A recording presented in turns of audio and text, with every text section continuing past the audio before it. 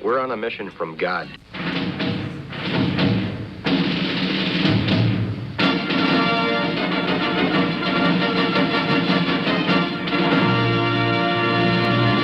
And now for something completely different.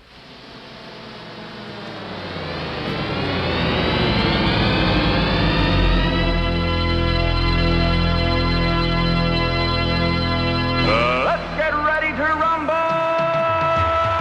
Yeah, baby, yeah! Good morning and a happy Saturday to everyone. I'm Pastor Matt Youngblood Clark from Ascension Lutheran Church in beautiful South St. Louis, where we still have a few a few leaves on the trees, a few acorns still pelting cars as you drive down the street. And here to my right is... Oh, I'm sorry. Hello? Are we started? Did we start the show? Is this on? Test. Hello. This is Pastor Jolly. I'm sorry. I was just looking for something to start the show with a little bit of humor. This is Pastor Jolly John Lekumsky from St. Paul's Lutheran Church in New Athens, Illinois, and Trinity Lutheran Church in Darmstadt. And yeah, I'm sure all of our trees have probably lost their leaves too. Excuse me. Please, I hope people will be sympathetic to us.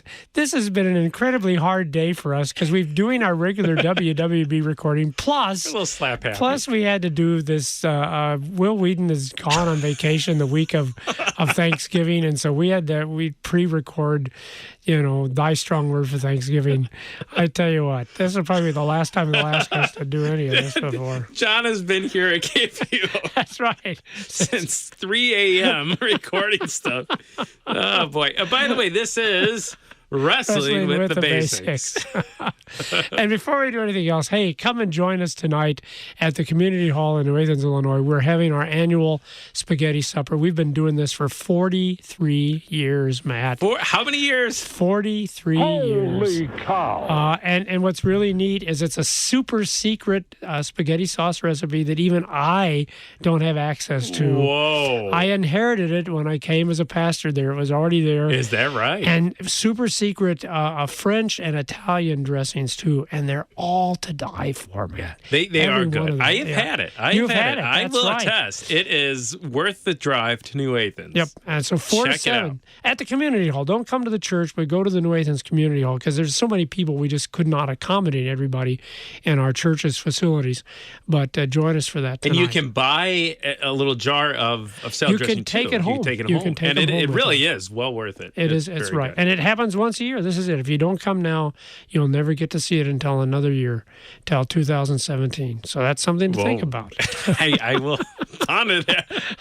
Ponder that. By the way, while we've been recording, for the past 6-7 hours, there's been this jug, this 2-gallon jug of oil in the corner of the room. I've got to rush that back because that's for the spaghetti supper tonight. I don't know whether they use that on the spaghetti or whether they use it to make the dressings, but the station manager or whatever his official, the supervisor, the big honcho, Gary Duncan is a member of my church, and so that was his donation.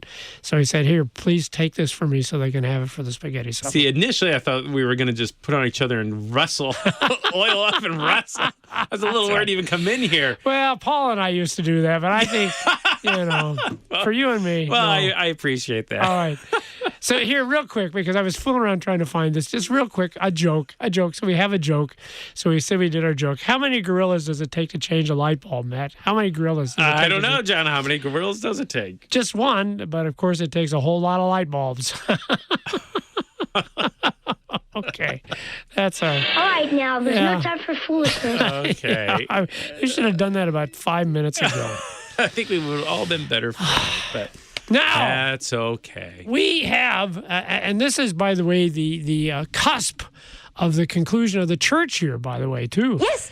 When you and I get together next week, it'll be the weekend of the first Sunday in Advent, and the whole new church year will be starting. Here we go again. But we have something very special for you as we close up this church year. A question I have wrestled with for many, many years has finally been answered for me. And the question was, why doesn't the Bible tell us a lot about heaven? We did an intensive study, Matt, We went on, I think, for at least 2.5 months, reading all the passages about heaven in the Bible. Because we want to know what is heaven like. Sure. And you know what we learned after 2.5 months? What did you learn? It doesn't say a lot. It's a very brief sessions together. Well, it basically tells you there won't be any pain or suffering or sorrow or tears. It tells you what it isn't, but there's very little description of what it will be like. And I now finally realize why that is, because if we knew what heaven was like, we would be incredibly sad here. We just would be. In fact, the only reason I think we can tolerate living on this world is because we don't know anything different. This is just how life is. Yeah.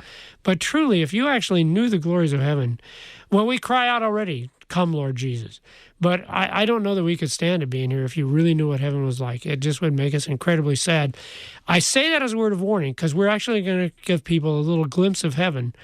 But it's not going to make us happy. It's going to make us sad. But I hope we can also provide some hope and some comfort. Good. So I hope for hope. But isn't it? Yeah, I think you're right. We can't even imagine what heaven's like beyond our imagination, and no sin. You know, they talk about the absence of things, the absence of sin. Us as sinners, people sinning against us, incredible. Yeah, like you said, to maybe if we knew what heaven was like, to not be content or to be sad, you know, yes. Here on this earth. There's a story apparently that after Jesus raised Lazarus from the dead after being dead 4 days, Lazarus never smiled anymore. I can see that. He had a glimpse of heaven, perhaps, and now he's back here in this fallen world. Paul in Romans says that the glories of heaven will be so great we won't even remember the things that made us sad here on this earth. Well, if that's true, probably the opposite is true too. If we saw the glories now, we would just be incredibly saddened by the things we see on this earth. I've never heard that story about Lazarus, but I can see that. I think that would be true. Yeah. In fact, you think maybe that's why Jesus was a little bit reluctant to call him back, knowing what he was going to do? Yeah, I know. Is he doing him a favor by calling him up from the grave? Yeah. Oh, boy, certainly a foretaste of his own resurrection, but yeah, poor Lazarus in some respects. Oh. Well, so here's the text that gives us just a brief glimpse of what heaven is like. And yet, like I said, I don't think it's going to make us happy because it just shows us what we are and what the world is like that we live in now. Would you look at Luke chapter 20, Matt, and read for us from verse 27? Luke 20, verse 27. There came to him some Sadducees, those who deny that there is a resurrection. And they asked him a question, saying, Teacher, Moses wrote for us that if a man's brother dies, having a wife, but no children, the man must take the widow and raise up offspring for his brother. Now there were 7 brothers. The first took a wife and died without children. And the second and the third took her, and likewise all 7 left no children and died. Afterward, the woman also died. In the resurrection, therefore, whose wife will the woman be? For the 7 had her as wife. What do you know about these Sadducees, Matt? By the way, it's the only time Luke mentions them. What do you know about them? Anything worth saying about these Sadducees? The song says they are sad, you see. Yeah, that's what I was thinking. Maybe the reason they're so sad is because they don't believe in the resurrection. So really sort of the two of the main Jewish sects at the time were the Sadducees and the Pharisees. The Pharisees, they did believe in a resurrection. Yes, they did. But the Sadducees did not. In fact, Paul even kind of uses that at one point to kind of get them to argue with each other, and it's kind of almost a comical situation. But here, the Sadducees, who do not believe in the resurrection, seem to be trying to trap Jesus, maybe trap him in his words, or maybe try to prove their point that, the resurrection, that's not logical. That can't be. You know, we complain about how secular our government is becoming, and it's kind of surprising. The Sadducees were the dominant ruling force in the time of Jesus. The priests came from the Sadducee sect. The majority of the people who were on the ruling council, the Sanhedrin, come from the Sadducees. And like you said, they are a totally secular group, which is hard to believe. How could you be a Jew and be secular? And yet, I suppose we have a whole generation of Jewish people today that are secular. Pretty secular. They don't believe in a resurrection. They didn't believe in angels, Matt. The only books of the Bible they recognized were the first 5 books of Moses. They didn't believe in spirits. And in fact, I think they questioned whether there really was any life hereafter. Yeah, can you imagine? Oh, boy. So, like you say, sad you see. Yeah. And of course, that's why they bring up this rather strange Levirate law, where if you did not have a child and your husband died, it was the responsibility for the husband, or the brother rather, to come and try to give you a child. And in this case, we have 7 brothers. And the point is, well, isn't this ludicrous? How can there be a resurrection from the dead? How can people come back bodily? Because then you're going to have all of these strange situations where you had 7 husbands. Well, who's going to be your husband now? Which, of course, actually is a thing I wrestle with because I've had 2 wives. And I'm wondering, what will that be like in the life hereafter? Will they be fighting over me? Or maybe they'll just be saying, you can have him. I'm not sure. But you understand what I'm saying? Pass them off on someone else. It does seem, I can see their point. Yes. It really does. How will there be a life after death, especially a bodily resurrected life? It just doesn't make any sense. Yeah. Too many complications that will arise from this. Any other thoughts or comments about the premise here that they're challenging Jesus on the resurrection? Well, we see this law in action. We see it in places like Judah's family, right? Oh, yeah. Where Tamar, remember his daughter-in-law, marries Judah's oldest son and dies, and Onan tries to produce offspring, or really doesn't try, and he dies, and we see her kind of take matters in her own hands in that respect, and ends up having a child through Judah. But anyway, so we see this law at work. Certainly, that's something that did take place. But as you point out, the Sadducees, they really don't care about the law. They just want to try to trap Jesus here, and they want to maybe prove their point of no resurrection. And I can almost hear them chuckling under their breath as I say this, because they think that this just proves how ridiculous it would be. Yeah. One woman with 7 husbands. Yeah, that couldn't be. Yeah. So read Jesus' answer, if you would, Matt. So Jesus says to them, the sons of this age marry and are given in marriage. But those who are considered worthy to attain to that age and to the resurrection from the dead neither marry nor are given in marriage. For they cannot die anymore, because they are equal to angels and are sons of God, being sons of the resurrection. All right, let's just stop there, because the next thing is what's the hopeful thing in this text, the thing of great comfort. You have to understand what Jesus means when he says these sons of the resurrection, these people who are in heaven, that they're equal to angels. Because the point here isn't that they're going to have wings and they're going to fly around, like that's necessarily characteristic of angels. Sometimes they do, sometimes they don't. But the point he's making here is that when God created angels, he had an exact number of angels he created. Now, the Bible doesn't tell us what that number is, but it's a lot of them, so I'm going with a Googleplex. That's the biggest number. Now, you're a what's the number? Well, I'm sorry. When I was in my day, when they taught me math, Googleplex was the biggest. That was the biggest number. Yeah. Huh? Is there a bigger number now? Do you know? Googleplex is the biggest number? That was the biggest number they told us. Well, I don't remember what it was. Googleplex plus 1. Okay. There you go. But that's exactly my point. He did not make Googleplex plus 1 angels or Googleplex minus 5 angels. He had an exact number of angels in mind, and that's what he made. That's what he created. And that's what Jesus is saying, how it will be in heaven. The exact number of people who are his children, who are the sons of the resurrection. I just love that title, because that's you and me and everybody listening to us. We are the sons of the resurrection. God knew that from the beginning. He had ordained that, the Bible says. He knows the exact number of people that are going to be in heaven. There won't be a few too many or a few too little. He's got that all figured out. And that's why Jesus says we don't need to have marriage or given in marriage anymore.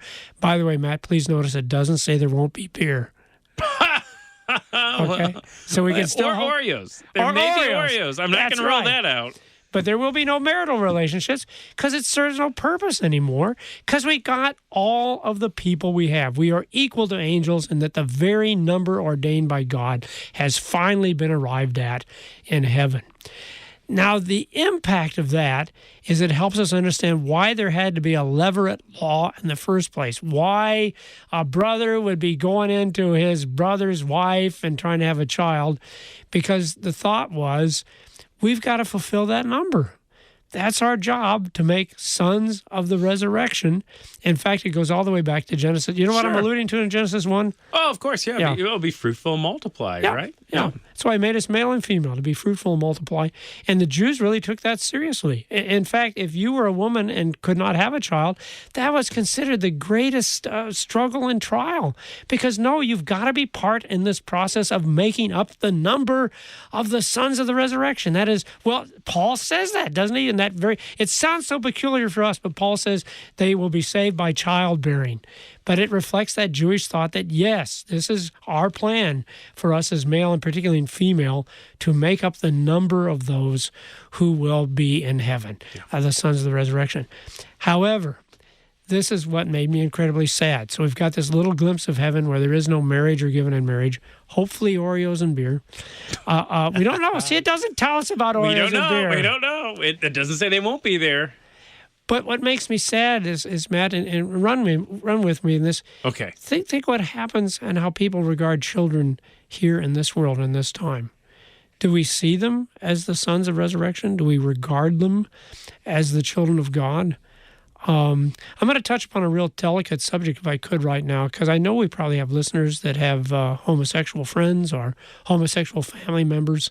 And you know, I would remind everybody that God does not call us to shun the sinner, but he calls us to deal with them in compassion, okay? Yeah, we're all sinners. Sure. God offers his love to all men. But to me, the problem with homosexuality isn't that it's some kind of gross immorality, but it's selfish. Because you have purposely chosen a mate who cannot be fruitful and multiply. By definition, you're not going to be able to follow this calling of God to make sons of resurrection. It's the same problem with adultery, Matt. Because in adultery, what's the last thing you want? Oh, you don't want a kid, right? Oh, take David and Bathsheba. Things are going great, right? Visible evidence of the adultery? Yep. Then he had the problems when she got pregnant. So I think that's at the heart of adultery, because you precisely don't want to be fruitful and multiply. And in fact, sad to say, and I'm sure you've seen this in your ministry, that you will have the adulterous partner actually leave their real children to go cleave into this person that really doesn't belong to them at all. We could add to that the abuse of children. We could add to that those who abandon their... If you regarded them as the sons of the resurrection, could you ever abandon them? Of course, at this point, I'm thinking, Matt, because you tell us about your family. Well, my family, I've got 2 children we've been blessed with. Noah is 12. Oh, he just, never mind. He turned 13 on the 10th. Okay. This is Martin Luther's birthday, by the way. There you and then go. Also our daughter, Anna, who's 8 years old. And I've got, my kids are much older than yours, since I'm the old guy here. The old guy. But yeah, we've got Naomi and John and Josh all well into their 30s and stuff. But see, the thing that concerned me is, are we now being like that Pharisee saying, thank God I'm not like other men. You know, I have my kids. I love my kids. But I'm not so sure that we don't indulge in this selfishness with children as well, Matt. I think of the generation before us that might have had 10, 12 kids. But do you think they were having a dozen kids because they were concerned about making sons of the resurrection? Or was it because, hey, we need a lot of people to take care of us and provide for us, right? Some more hands to work on the farm. And now, of course, not picking on you or anyone else, but we don't want to have a lot of kids. But again, or is it because we're selfish too? We just don't want to spend the money. It's too much trouble. You know, 2 kids are more than enough. And I don't know. I'm sorry. I'm rambling. But my point is, yeah, that's what makes me sad, because I look at the way we regard children today, and I'm afraid that we're not thinking about the fact that they are to be God's sons. But we do kind of regard them in a selfish way.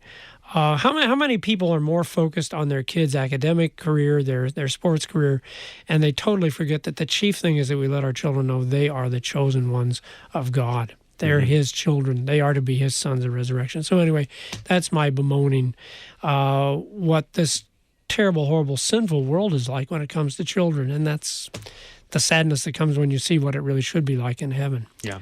Well, and I think the other one too is just to add to the list, the abortion itself, and just an unwanted child, to just end that life. Yeah. Boy, a lot there, John. Boy, you threw out a lot, but I appreciate how you go back to Genesis and you started there and that admonition to be fruitful, multiply, that picture of marriage before sin is even in the world between Adam and Eve. Good. But going back to Genesis is what provides the hope that I was hoping to be able to give people.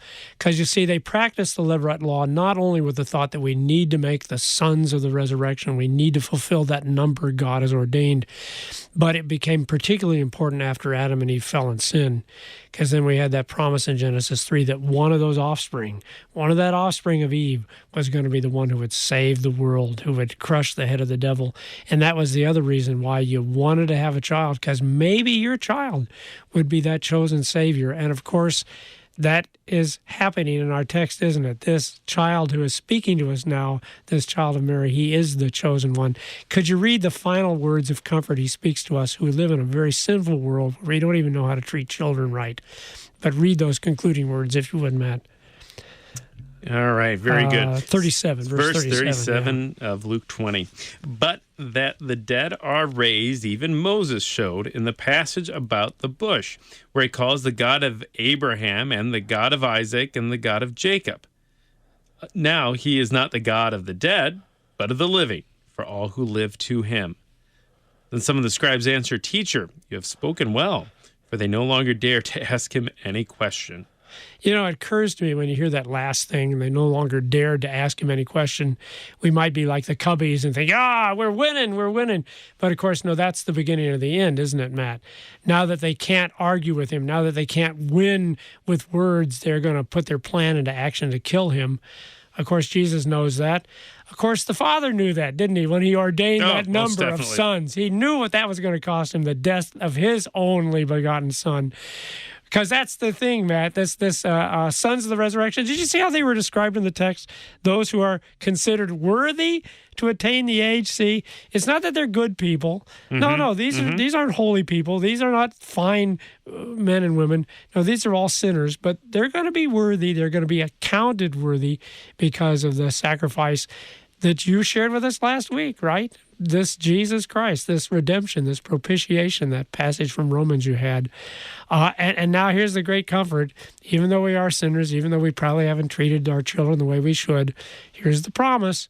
He is not the God of the dead, Matt. He's the God of the living, and all live to him. And so I think about those we called mother and father and brother and sister, and maybe even we call them sons and daughters, and they're dead to us. And yet what a comfort to know that in Jesus Christ they are still alive to God, and someday we'll be alive to him too, joined together in this place where there may be beer and Oreos, we don't know, but there won't be any need for husband or wife. Can I just tell you real quick way how I think this is going to work out? Yeah, go when ahead. I get to heaven?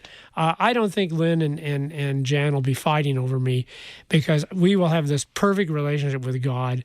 It'll be full and complete. We will know without any doubts or questions the love that God has for us, and that will change our relationship with each other too. So there'll be no jealousies. There'll be no, Mom loved you better than me. No, of course not. Yeah. So it's not going to be a problem. It's not going to be. We're all going to be together, loving one another and knowing that we are all loved by the Lord. So. And in a way, when I think about that our marriages, that relationship between husband and wife is really meant for this life. Yeah. And in some ways, it kind of saddens me to know that Lisa and I are husband and wife just for the 80, 90, however many years the Lord blesses us with. God bless you with that. But maybe that makes us treasure those years all the more. That this is a gift from God for a certain amount of time as husband and wife, that relationship. Let's enjoy it while we're here. And then when we're in heaven, we'll enjoy each other in a different way. And the neat thing is, Matt, and I know how much you love your wife, Lisa, and I know how much I love my wife, Lynn. And isn't it amazing to think the love we'll have for each other in heaven will be better than that and greater? And I think, how could that be? But it will be. It will be. The joys of heaven. So thank you for sharing that, and thanks for the insight. Thank you for listening and sharing with us.